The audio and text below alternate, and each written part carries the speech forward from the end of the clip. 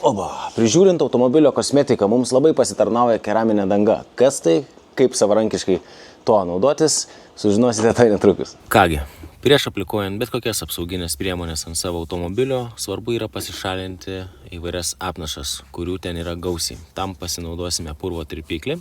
Kaip matote, purškiu tokiose sudėtingose vietose, kaip arkos, kūro dangtelis, išmetamasis vamzdis. Ten yra įvairiausių mineralų ir kitų nuosėdų, kurias ištirpinti mums reikia purvo tirpiklio. Kita chemija yra svarbi metalo dulkių tirpiklis, kurią purškiame ant ratlankių ir ant automobilio šonų bei galinio dangčio.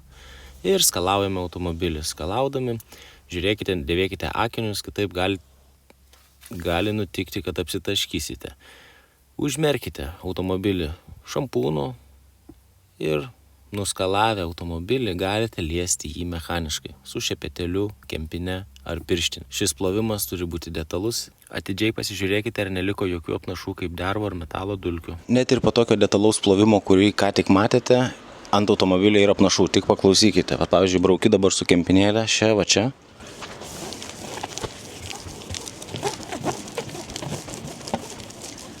Ir tas išdėjimas yra dar kelios apnašos ant lako. Dabar su šia molio kempinėlė mes pašalinsime likusias apnašas iš lako, ištraukdami ten įstrigusias apnašas ir tai suteiks mums dar tolygesnį lako paviršių. Tam pasitelksime specialiasias priemonės, kaip minėjau, molio kaladėlė bei lubrikantas. Po moliavimo procedūrų prieiname prie skalavimo arba tiesiai prie džiovinimo. Džiovinimas itin yra svarbus prieš keramiką, kad nebūtų nei lašo vandens, leiskite automobiliui pilnai išdžiūti.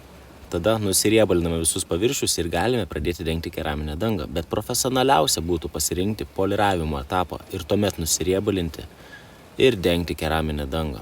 Padengimas itin paprastas. Užsidedame aplikatoriaus, sudrėkindami aplikatorių pačiu produktu, galime nusitaikyti jau į dengiamąjį plotą. Tai gali būti detalė, suskirstyta į 4 dalis. Šiaip kiekvienas gamintojas ant pakuotės rašo naudojimo instrukcijas. Nepatingėkite ir pasiskaitykite. Mano patarimas naudoti 2 šluostės, su viena šluostė surinkti perteklių, su kita užpoliruoti ir pasižiūrėti, ar nepalikote tokio pertekliaus. Nes jeigu paliksite perteklių ir leisite jam uždžiūti, jis sustings ir galėsite jį pašalinti tik poliravimo būdu. Tad būkit atidus. Denkite įvairias plastikus, ratlankius ir gumas. Turėsite nuostabų hidrofobinį štai tokį efektą. Tai štaigi, po visų šių procedūrų turėsite vandeniu ir purvui atsparų automobilį su papildomu žvilgesiu. Užsukite į detailerplace.com, apsižvalgykite, rasite savo patinkančius produktus ir iki kitų kartų. Bus gerai.